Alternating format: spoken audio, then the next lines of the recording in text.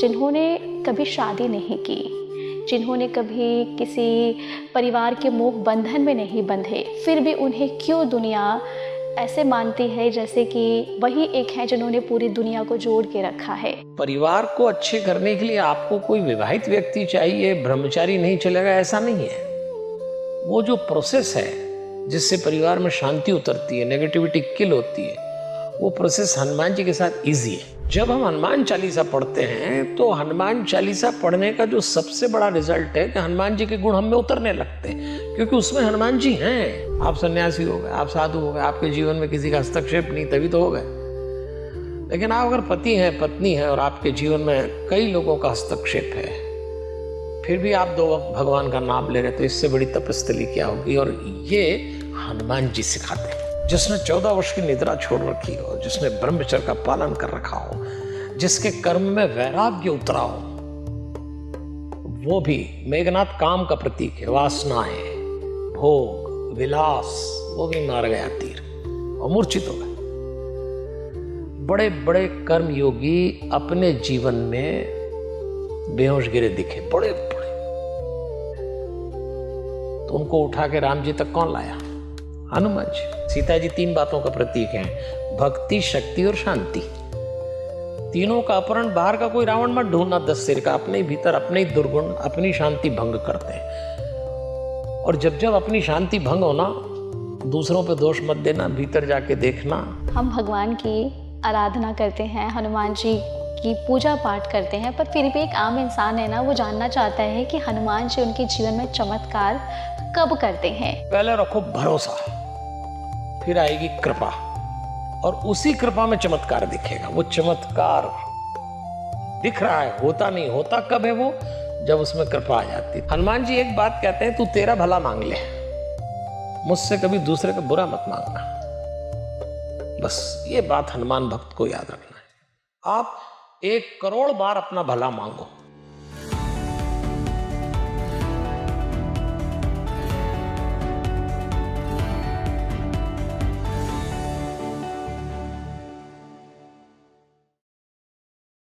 नमस्ते, hello and welcome to speaking tree. मैं सोनी भारद्वाज एक बार फिर आप सभी का स्वागत करती हूँ। यदि आप हनुमान जी के भक्त हैं ना, तो ये वीडियो आपके पास बहुत ही सही समय पे आया है। हम जब भी हनुमान जी की पूजा करते हैं, उनकी आराधना करते हैं, तो हम आम इंसान के मन में एक सवाल ज़रूर उठता है कि हनुमान जी हम पर अपनी कृपा कब बरसाएंगे। हम उनके मंदिर जाते हैं, उनके पाठ करते हैं, पर फिर भी ना हमारे मन में एक भाव होता है कि हे हनुमान, अब अपनी कृपा हम पर बरसाओ, कब बरसाएंगे। यदि आप जानना चाहते हैं कि हनुमान जी किस तरीके से आपके जीवन को परिवर्तन करते हैं, किस तरीके से आप पर अपनी कृपा बरसाते हैं, ये भी हमने इस खास पॉडकास्ट में बात किया है। और सबसे अहम चीज़ कि यदि आप की ज़िंदगी में बहुत निराश है, बहुत संकट है, बहुत दुख है, आप बहुत रो रहे हैं, कोई आपका साथ नहीं दे रहा ना, तो हनुमान जी किस तरीके से आपका साथ देते हैं?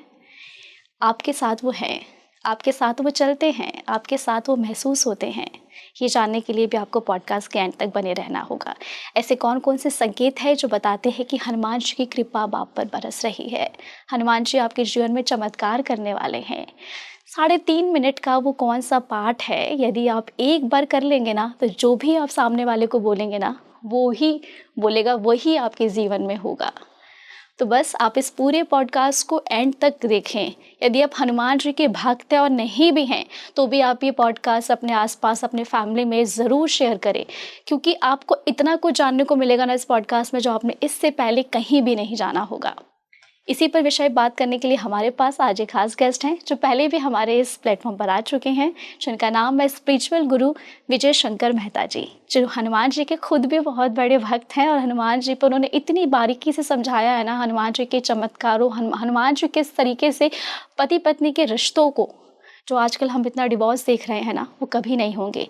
क्या ऐसी दिव्य ऊर्जा है उनकी इसमें कि वो हर एक रिश्ते को बांध के रखते हैं। यदि आप विवाहिक जीवन में हैं और अपने रिश्ते में आप बंधे हुए हैं और आप उस रिश्ते में आप खुश नहीं हैं, तो किस तरीके से आप उस रिश्ते में नई जान ला सकते हैं, ये भी आपको इस पॉडकास्ट में जानने को मिलेगा। मैं आपका एक बार फिर से स्वागत करती हूँ विजय शंकर मेहता जी।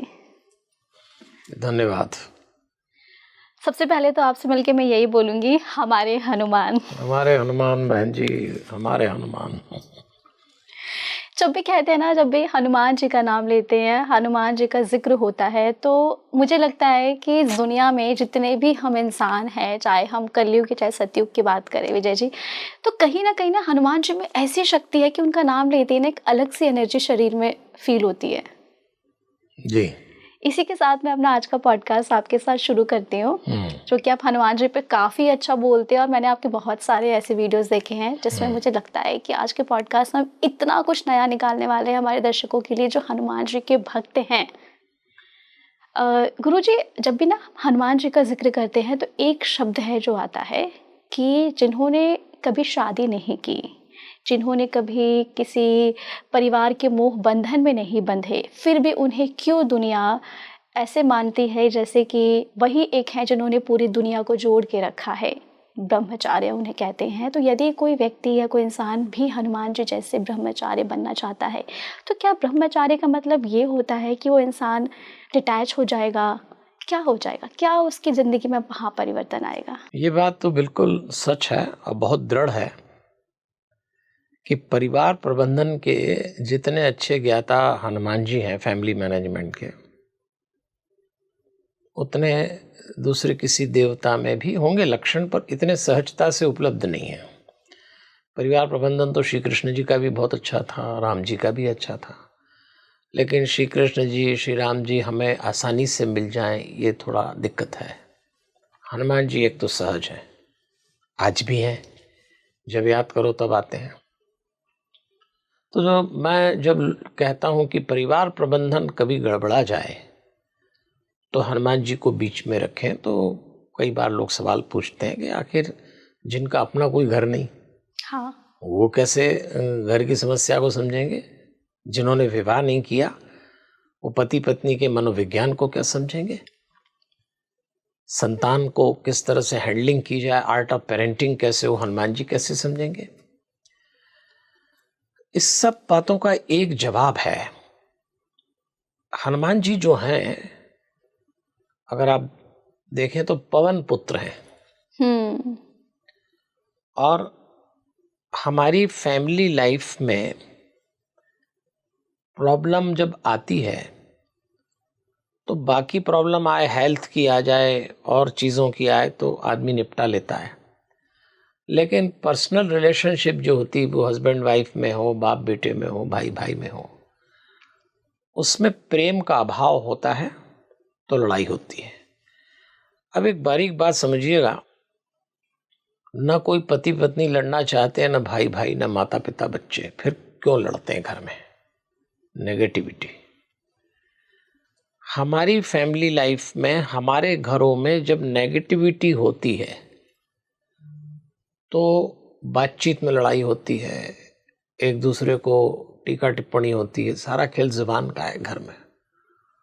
बोलने में चूके नहीं कि आप, पंगा शुरू हुआ नहीं। अब आदमी की वाणी क्यों फिसलती? नेगेटिविटी से। इस नेगेटिविटी को पॉजिटिविटी में कन्वर्ट करने के लिए ऑक्सीजन लगती है, जिसको प्राण वायु कहते हैं। हनुमान जी वायु के प्रतिनिधि हैं। तो हनुमान जी को फैमिली लाइफ में रखने का मतलब ये नहीं कि एक मूर्ति रख ली या केवल हनुमान चालीसा पढ़ ली।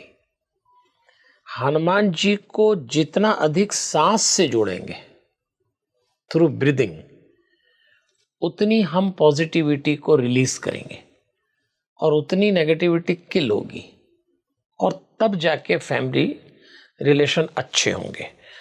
तो परिवार को अच्छे करने के लिए आपको कोई विवाहित व्यक्ति चाहिए, ब्रह्मचारी नहीं चलेगा, ऐसा नहीं है।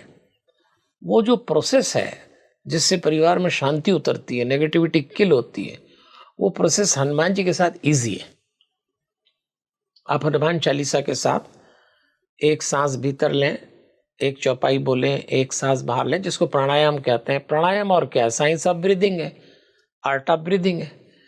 तो अगर आप प्राणायाम किसी मंत्र के साथ करें, जो हनुमान चालीसा मंत्र है, तो अचानक आपकी बॉडी से पॉजिटिव वाइब्रेशन निकलेंगे, और फिर उस ओरा में जो भी आएगा, वो कितने गुस्से लो काम डाउन होगा। आज नहीं होगा, 1 दिन, 10 दिन, 7 दिन, 6 महीने बाद शांत हो जाएगा, और फिर वो भी आपके मीटर पे आएगा। और बस यहीं से परिवार तो समझ से चलता है आजकल। 50 साल पहले भारत के परिवार आदमी की लीडरशिप पे चलते थे। आदमी नेतृत्व करता, स्त्री उसकी अनुगामिनी थी। नाथ ने जो कह दिया फाइनल। समय बीता, महिलाएं पढ़ लिख गई, तो उन्होंने कहा कि ये तो नहीं चलेगा, फिर क्या करेंगे? तो समझौता हुआ कि ठीक है, आप मेरे पति हैं, मैं आपकी पत्नी हूं, कौन लड़े कौन तलाक ले, समझौता कर लिया। अभी भी भारत के घरों में समझौता 90% महिलाओं ने किया, पुरुष ने नहीं किया जी। तो महिलाओं के समझौते से चला। फिर नया बैच आया, जो नई लड़कियां आई और विवाहित हुई, उन्होंने कहा हम तो समझौता भी नहीं करेंगे। क्यों? जितने पढ़े लिखे आप उतने हम, जो आप करते वो हम। समझौता भी गया। फिर डिस्प्यूट चालू हुए।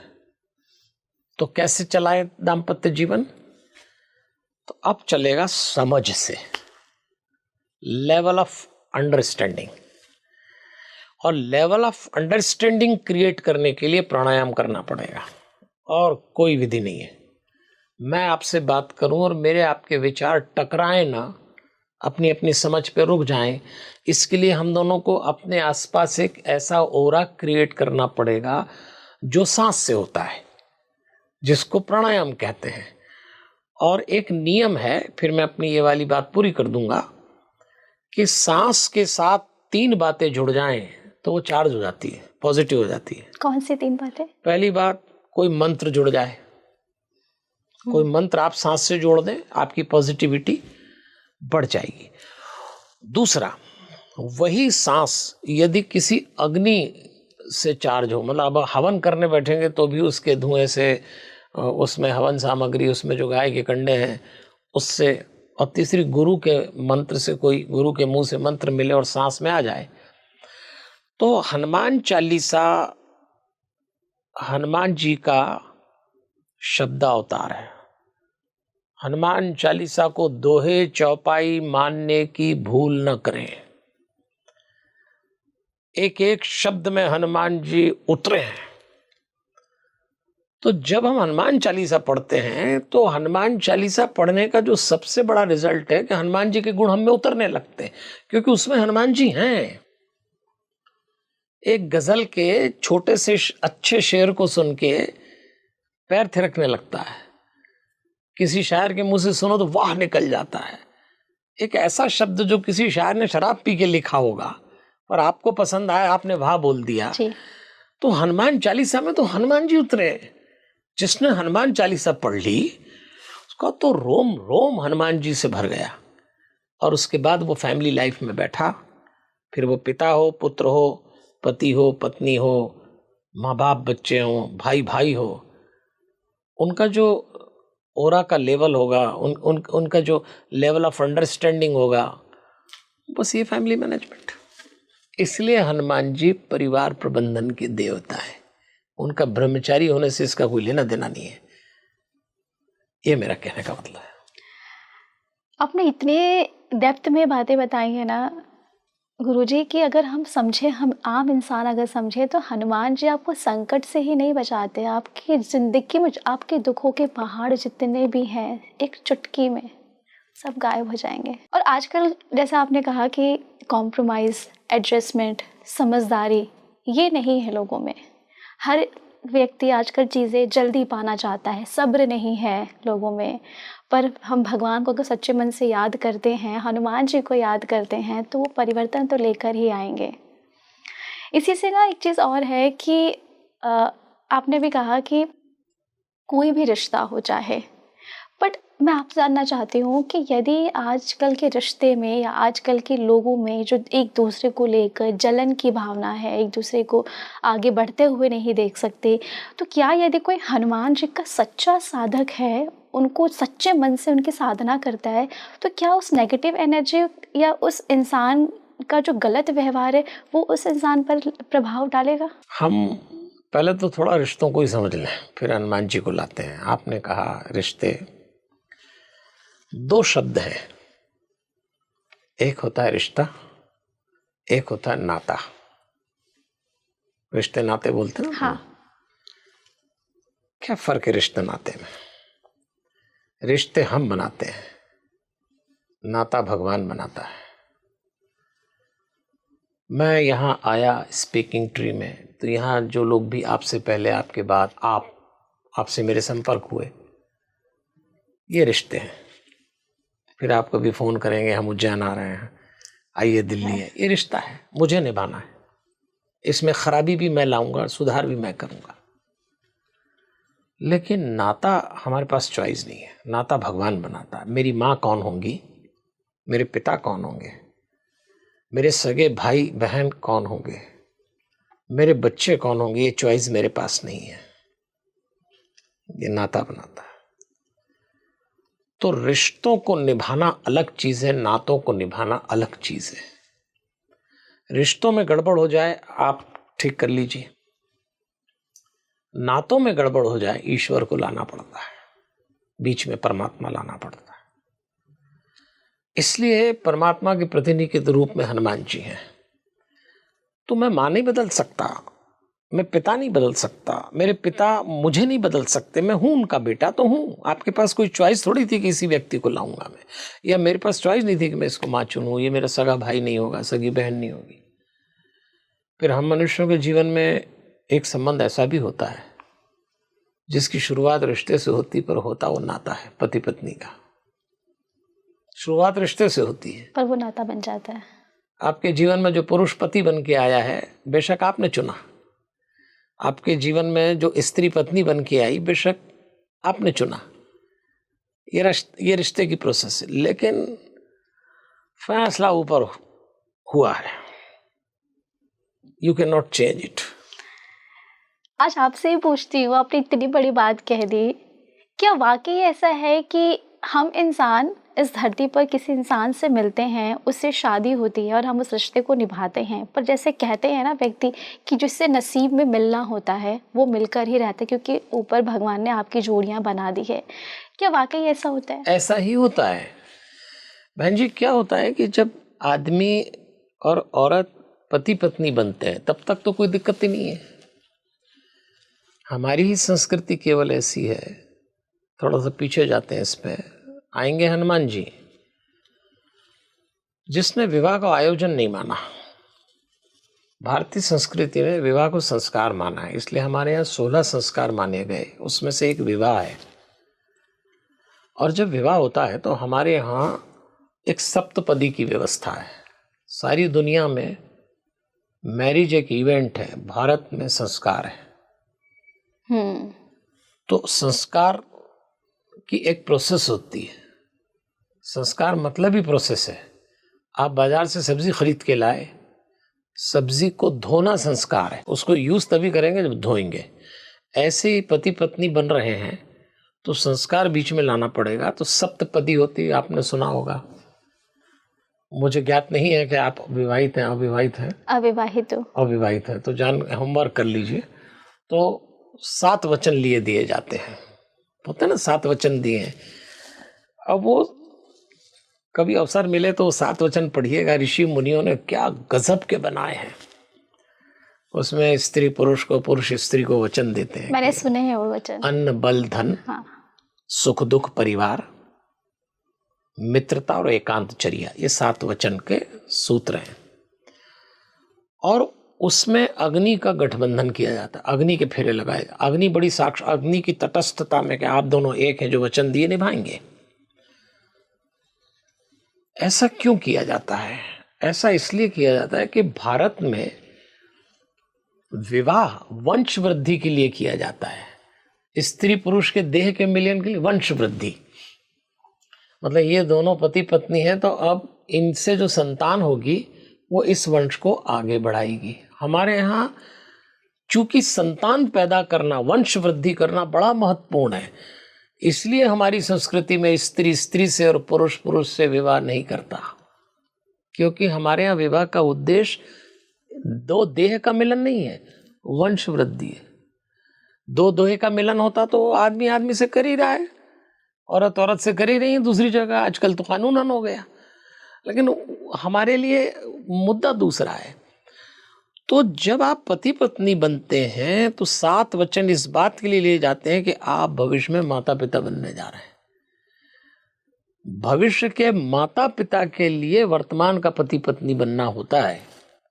तो हनुमान जी यहां से आते हैं कि चूंकि हमें वंश वृद्धि करना है, आपका स्वभाव, आपका आचरण आपके बच्चों में आएगा, उनके बच्चों में आएगा, पीढ़ियां चलेंगी। अरे जरा सा व्यापारी व्यापार करता है तो 10-15 साल की प्लानिंग करके करता है। आज ये करूंगा, कल ये मार्केट होगा, परसों ये दाम होगा। आप वंश बढ़ाने जा रहे हैं, आप हल्का फुल्का इन्वेस्टमेंट नहीं कर सकते। अगर आपके जीवन में कोई स्त्री पत्नी बन के आ रही, पुरुष पति बन के आ रहा है, तो ये मामला आपका नहीं है, ये मामला पीढ़ी दर पीढ़ी है, मेरे परदादा से चला आ रहा है।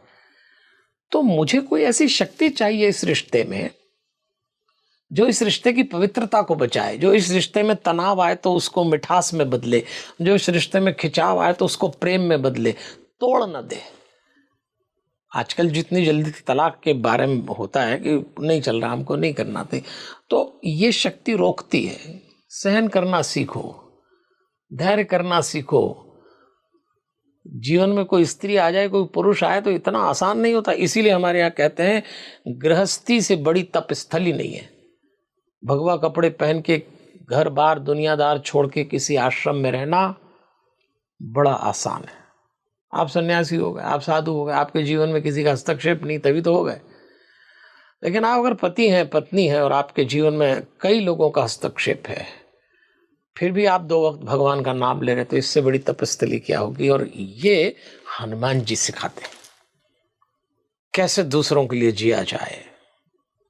गृहस्थी नाम ही दूसरों के लिए जीने का है। गृहस्थी में बहुत कुछ छोड़ना पड़ता है, बहुत त्यागना पड़ता है। किसी को उसकी अच्छाई के साथ और किसी को उसकी बुराई के साथ स्वीकार करना पड़ता है। गृहस्थी की एक और विशेषता होती है, जब आप जीवन साथी का चयन करते हैं तो श्रेष्ठ देख के चयन करते हैं, लेकिन जब निकटता आती है तो उसका निकृष्ट दिखता है आपको। तब आपकी जिम्मेदारी है कि अगर आपने अच्छा देख के पसंद किया है तो फिर बुराई को भी वैसे ही स्वीकार करना जैसे अच्छाई को की। ये बात हनुमान जी सिखाते हैं। बहुत ही खूबसूरत। इसलिए उनको परिवार में रखना चाहिए।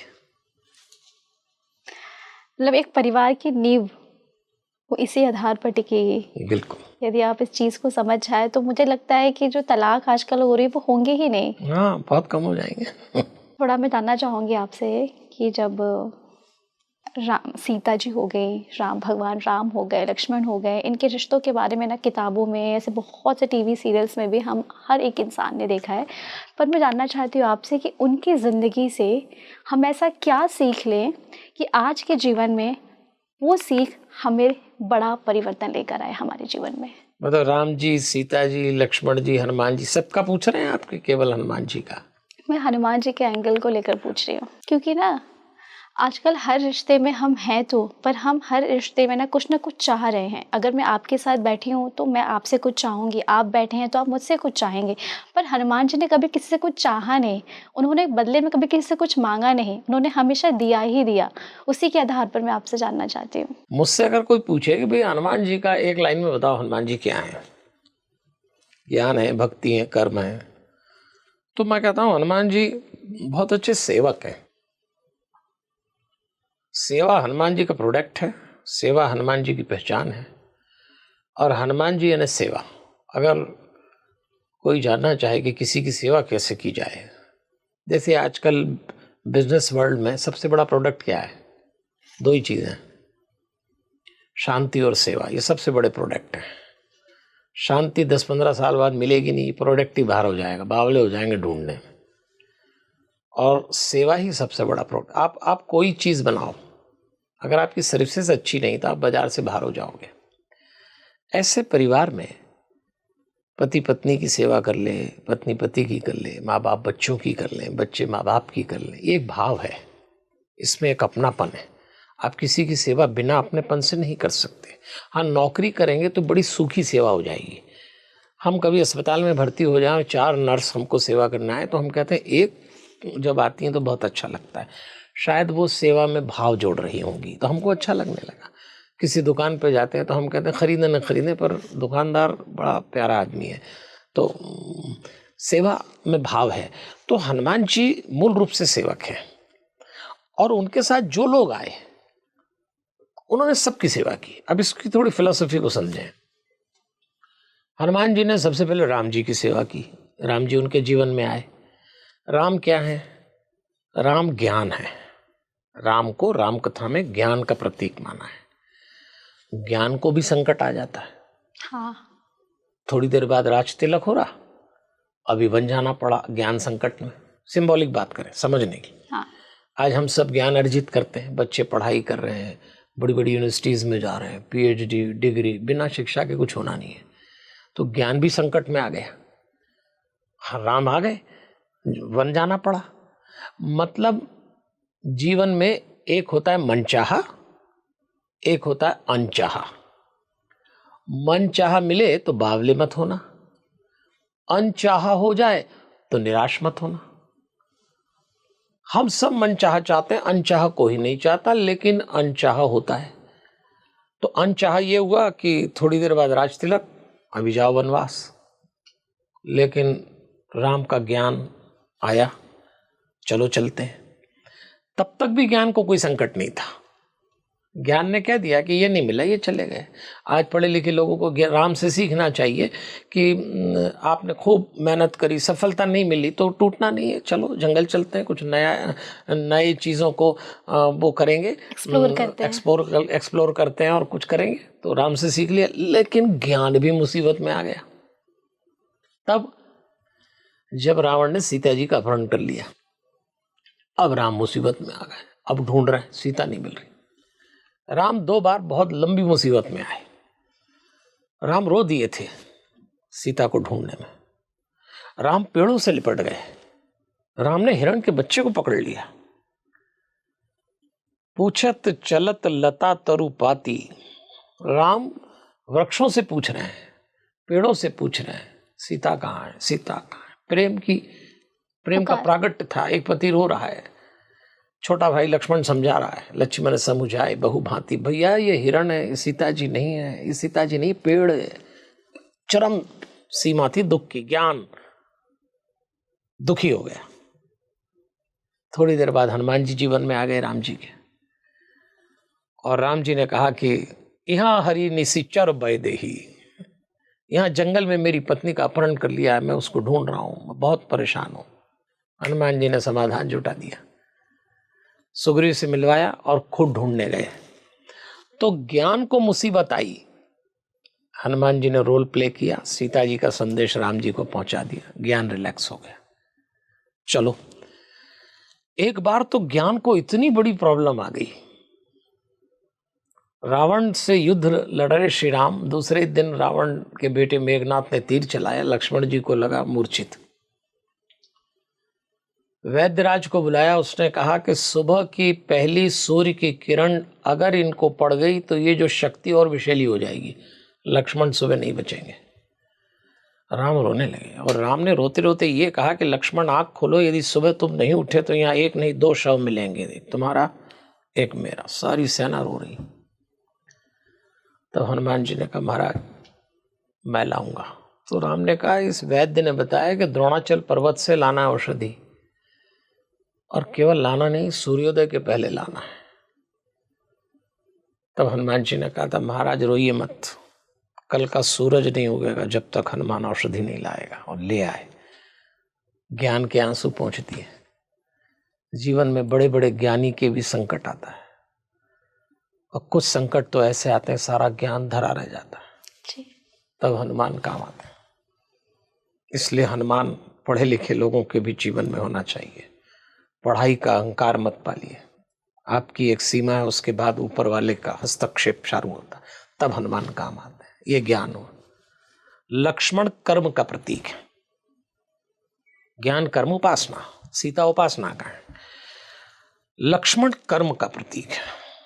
कई लोग कहते हैं हम तो कर्म करते हैं, कर्म ही पूजा है, हम भगवान नहीं मानते, हमारा कर्म ही भगवान है। हाँ, तो बहुत अच्छी बात है, लेकिन लक्ष्मण जैसा कर्मयोगी भी मेघनाथ जैसे कामी के बाण से मूर्छित हो गया। जिसने 14 वर्ष की निद्रा छोड़ रखी हो, जिसने ब्रह्मचर्य का पालन कर रखा हो, जिसके कर्म में वैराग्य उतरा हो, वो भी, मेघनाथ काम का प्रतीक है, वासनाएं, भोग, विलास, वो भी मार गया तीर और मूर्छित हो गए। बड़े बड़े कर्मयोगी अपने जीवन में बेहोश गिरे दिखे, बड़े बड़े। तो उनको उठा के राम जी तक कौन लाया? हनुमान जी। ज्ञान रोया, हनुमान जी ने आंसू मिटाए। कर्म मूर्छित हुआ, हनुमान जी ने मूर्छा दूर करी। सीता उपासना है जो भक्ति करते हैं लोग। रावण ने सीता जी का अपहरण कर लिया। रावण हमारा दुर्गुण है। हमारे ही दुर्गुण हमारी भक्ति, हमारी शांति और हमारी शक्ति का अपहरण कर लेते हैं। सीता जी 3 बातों का प्रतीक हैं, भक्ति, शक्ति और शांति। तीनों का अपहरण, बाहर का कोई रावण मत ढूंढना 10 सिर का, अपने भीतर अपने ही दुर्गुण, अपनी शांति भंग करते हैं। और जब जब अपनी शांति भंग होना, दूसरों पे दोष मत देना, भीतर जाके देखना, हमारे हर दुख के पीछे हम खड़े मिलेंगे, दूसरे नहीं है। हम लोग फ्रेम करते हैं दूसरों को कि मेरे जीवन में दुख आए इसके कारण। माफ करिए, एक दुखी ऐसी चीज होती है तो दूसरों के कारण नहीं आती, दिखती है दूसरों के कारण, एक्चुअली आपके कारण आई है। जब आप अपने मैं को ढूंढ लेंगे उस दुख में, आधा तो वैसे ही गिर जाएगा, आधा वैसे ही गिर जाएगा। बस हनुमान जी ने सीता जी को अशोक वाटिका में जाके संदेश दिया। एक जगह तुलसीदास जी ने लिखा है, रामचंद्र गुण भरने लागा, सुनते ही सीता कर दुख भागा। सीता जी का दुख मिट गया, भाग गया, खुश हो गई।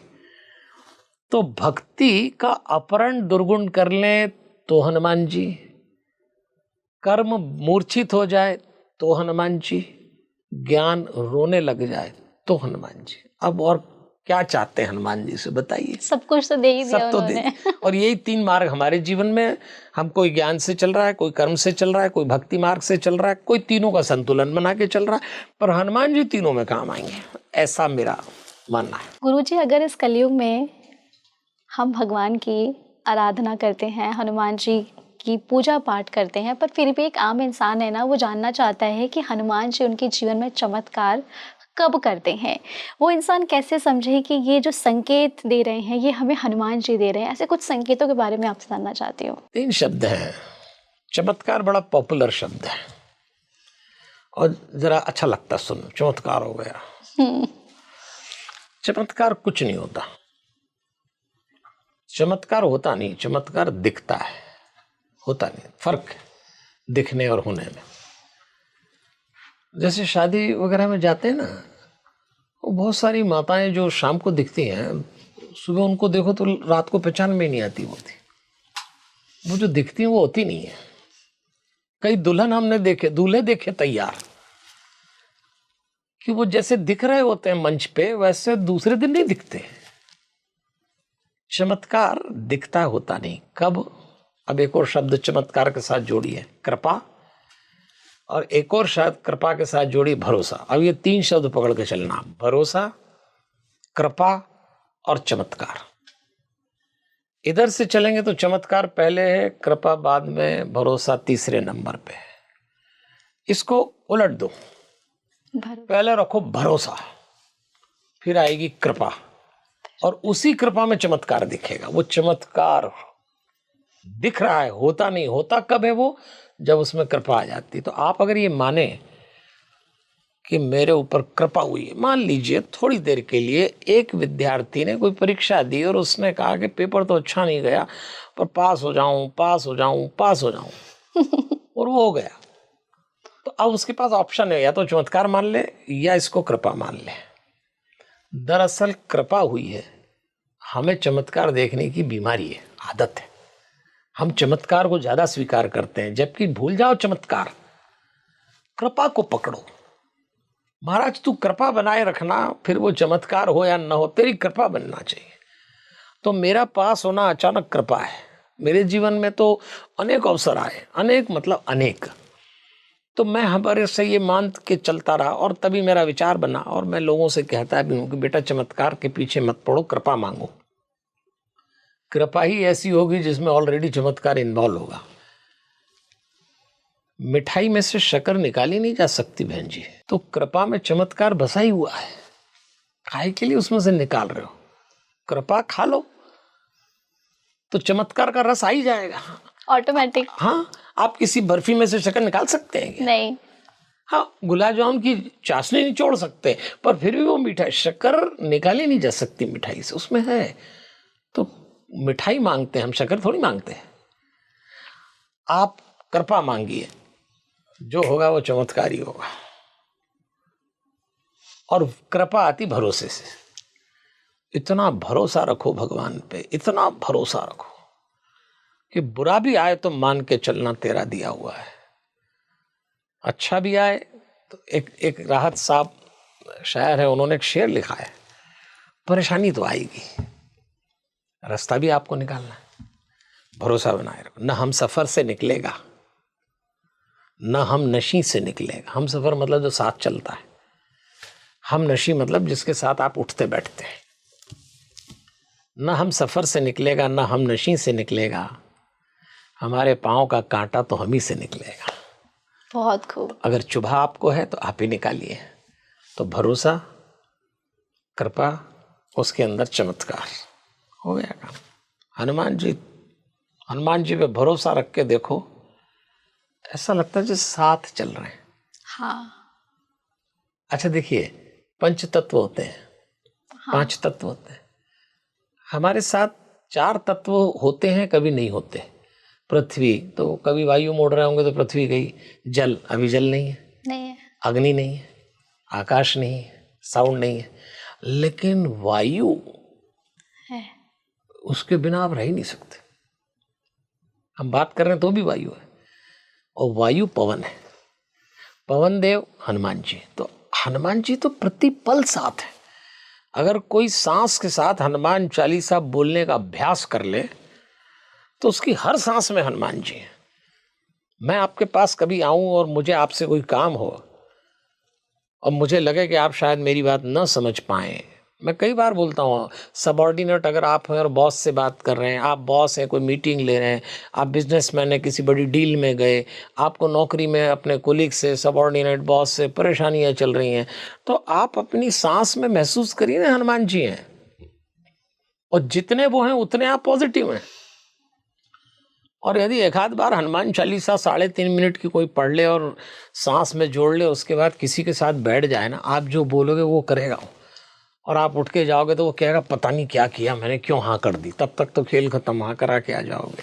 3.5 मिनट, 3.5 मिनट में पूरी होती है हनुमान चालीसा। हनुमान चालीसा की जो रेंज है 3.5 से 5 मिनट की है। कितनी बार? एक ही बार भाई। हनुमान चालीसा में 43 कपलेट्स है, नाम चालीसा है। हाँ। तो अगर आप सांस से पढ़े तो 3.5 मिनट से 5 मिनट में हो जाती पूरी सांस के साथ। उसके बाद इतनी एनर्जी है कि आप किसी से बात करेंगे तो उसको लगेगा ये पता नहीं क्या, ये सामने आके बैठा या बैठी तो इसकी बात मान ली मैंने, जाने के बाद उसको लगेगा ये क्या किया। तब तक तो आप अपनी बात करवा के आ चुके हैं, बस वो सही होना चाहिए, 100% सही। हमारी नीयत खराब नहीं होना चाहिए। हनुमान जी एक बात कहते हैं, तू तेरा भला मांग ले, मुझसे कभी दूसरे का बुरा मत मांगना। बस ये बात हनुमान भक्त को याद रखना है। आप 1 करोड़ बार अपना भला मांगो, पर एक तिनके बराबर दूसरे का बुरा मत मांगना। हनुमान जी आपके साथ रहेंगे। वो कहते हैं मैं तेरा साथ दे रहा हूं, तू क्यों दूसरे के चक्कर में पड़ा है। इसने हमारा बुरा किया, इसका बुरा हो जाए, नेवर से। उसने हमारा बुरा किया, ऊपर अदालत 24 घंटे चल रही है, वो न्याय करेगा, वो करेगा। मुझे तो आप दे दो महाराज, बस आप हमारे साथ रहो। ऐसे हैं हनुमान जी साथ में। एक बजरंग बाण को लेकर भी ऐसा बोलते हैं कि बजरंग बाण एक इंसान को हमेशा नहीं पढ़ना चाहिए। कहते हैं कि जब आप ये पढ़ते हो तो आप भगवान को कसम दे रहे हो कि मैं ये पढ़ रहा हूँ। क्या वाकई ऐसा है? हमारे यहाँ एक महात्मा जी हुए, साधु हुए, बहुत बड़े ऋषि। मैं तो उनको संत भी नहीं मानता, मैं उनको परमहंस कहूँगा। स्वामी राम सुखदास जी, गीता प्रेस गोरखपुर के लिटरेचर पे उनका आशीर्वाद है। वो भी कहते थे कि भाई अगर आपके पास चॉइस हो तो हनुमान चालीसा पढ़ो, बजरंग बाण मत पढ़ो।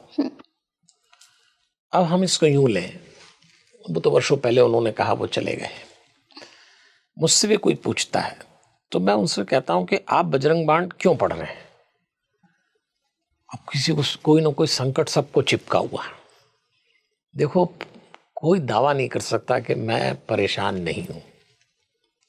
अपन सब एक्टिंग करने में इतने माहिर हैं, खुश रहने की ऐसी एक्टिंग करते हैं तो दूसरों को देख के लगता है इनका बढ़िया चल रहा, हमारी बड़ी प्रॉब्लम है। किसी का बढ़िया नहीं चल रहा बहन जी, सभी तवे पे बैठे हैं, जिसको अकेले में छू लो वही फट पड़ता है। अब क्या करें? तो गए ज्योतिषी के पास, ज्योतिषी ने कहा बजरंग बाण पढ़ो, बजरंग बाण पढ़ने लग गए। किसी ने कहा हनुमान चालीसा पढ़ने लगे। तो आप परेशान हैं तो जरूर बजरंग बाण पढ़ रहे होंगे, ऐसे तो नहीं पढ़ रहे। तो आपका काम होना है तो वो हनुमान चालीसा से भी हो जाएगा। तो बजरंग बाण मत पढ़िए। क्यों नहीं पढ़िए? विद्वानों के अनुसार दोनों साहित्य का जब तुलनात्मक अध्ययन किया गया तो ऐसा माना जाता है, अधिकांश साधु संत महात्मा गुरुजनों ने, कि हनुमान चालीसा पहले लिखी गई, बजरंग बाण बाद में लिखा गया। 450-500 साल पहले तुलसीदास जी ने लिखी। वैसे तो एक विद्वानों का वर्ग ये भी कहता है कि हनुमान चालीसा तुलसीदास जी ने नहीं लिखी। हाँ, एक बहस ये भी है। आप लोगों को क्या करना, ज्यादातर लोग मानते लिखी। हाँ। उसके बाद कोई तुलसीदास जी जैसा हनुमान जी का भक्त आया तो उसने बजरंग बाण की रचना की। तो बजरंग बाण की भाषा और हनुमान चालीसा की भाषा में जो अंतर है वो ये है कि तुलसीदास जी थोड़े विनम्र थे और एक बच्चा माँ से, एक 5 से 10 साल का बच्चा माँ से जैसी बात करता है, अगर उसको कुछ माँ से चाहिए तो वो तोतली भाषा में बोलेगा, फिर बोलने लग जाएगा तो पल्ला पकड़ लेगा, लिपट जाएगा, थोड़ा बहुत मचल जाएगा और मांगेगा, माँ दे देगी। तो वो तो हनुमान चालीसा है तुलसीदास जी। फिर वो बच्चा हो गया 16 साल का। अब उसने कहा माँ मुझे ये चाहिए। माँ ने मना किया, घर छोड़ के चला जाऊंगा, चीजें फोड़ दूंगा, हमेशा मना कर देती हूँ। अच्छा। और 2 बात माँ को सुनाएगा। 16-17 साल के जिद्दी बच्चे पेरेंट्स से जो हैंडलिंग करते हैं और 5-10 साल के बच्चे की हैंडलिंग थोड़ी इजी हो जाती है, और 16-17 साल का बच्चा आक्रामक हो जाता है। कभी कभी तो माँ बाप ने अगर उसको कुछ बोला कि बेटा हम तुम्हारे माँ बाप हैं, यही तो रोना है, हम माँ बाप हैं, ऐसा भी बोल देते हैं बच्चे घरों में। आजकल तो झूठ बोलते हैं बच्चे, क्या नहीं बोलते, माँ बाप को चुभता है। तो वो जो बच्चे हैं उसकी लैंग्वेज थोड़ी सी बजरंग बाण के लेखक की लैंग्वेज वैसी, ऐसा करोगे तुम हनुमान जी करना ही पड़ेगा। और तो हनुमान जी को चमका रहा है जो सारी दुनिया को चमका रहा है। उसकी भाषा थोड़ी सी कठोर है, ज्यादा आग्रही है, देना ही पड़ेगा, देना ही पड़ेगा। तुलसीदास जी कहते हैं बड़ी मेहरबानी हो जाएगी दे दोगे तो। एक में कह रहा है मेहरबानी हो जाएगी दे दोगे, दूसरे में कह रहा देना ही पड़ेगा। इतना सा फर्क है। तो अधिकांश संत कहते हैं रिजल्ट दोनों के आपको वही मिला, तो फिर विनम्र बने रहो भैया, प्यार से ले लो, प्यार से ले लो, वो सामने वाला भी याद रखेगा जी।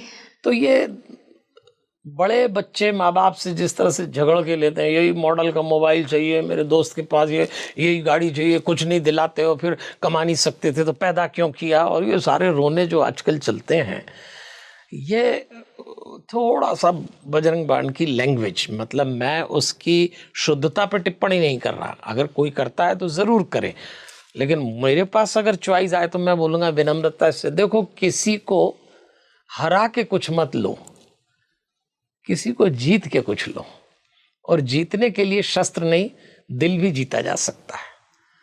तो किसी का दिल जीतो तो वो देगा, किसी का देह पराजित करो तो भी आप लेओगे, पर वो छीनना होगा, ये मिलना होगा खुशी से, खुशी से होगा।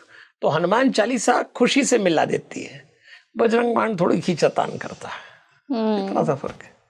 ये सबसे इम्पोर्टेंट था। तो हमारे दर्शकों से मैं बोलना चाहूँगी कि यदि आपके भी मन में इस तरह के सवाल हैं कि आखिर कब क्या पढ़ना चाहिए, तो जाहिर सी बात है कि आपकी भी सारे कन्फ्यूज़न दूर हो गई होगी, क्योंकि कहीं ना हम हर एक इंसान मुझसे भी पूछता है कि क्या सही है क्या गलत है। तो आपने इतने मतलब इतने समझाया आपने बारीकी से ना कि समझ में बिल्कुल आ गया। अब इसी से ना एक चीज़ और है कि आपने तो इस पूरे पॉडकास्ट में एक चीज़ समझ में आई, हनुमान जी किन भक्तों के साथ होते हैं, हनुमान जी क्या संकेत देते हैं, हनुमान जी पे भरोसा यदि आप करोगे तो सब कुछ मिलेगा आपको। हनुमान चालीसा में इतनी शक्ति है, फिर क्यों हम इतना भागते हैं। ऐसा कहते हैं ना कि आपसे पूछना चाहती हूँ पॉडकास्ट ख़त्म होने से पहले कि जब हम किसी मंदिर में जाते हैं और वहाँ मंदिर में बैठ के हम आसन बिछा के भगवान की पाठ कर रहे हैं, तो कई लोग ऐसा कहते हैं कि अगर कोई सच्चे मन से हनुमान चालीसा पढ़ता है ना, तो उससे हनुमान भगवान के चलने की आवाज़ या हनुमान जी उनको प्रतीत होते कि उनके समक्ष हैं, उनको फील होता है। क्या वाकई कुछ लोगों को ऐसा फील होता है? नहीं, सबको हो सकता है। मैंने आपसे कहा ना, हनुमान जी पवन के देवता हैं, उसके प्रतिनिधि देवता हैं।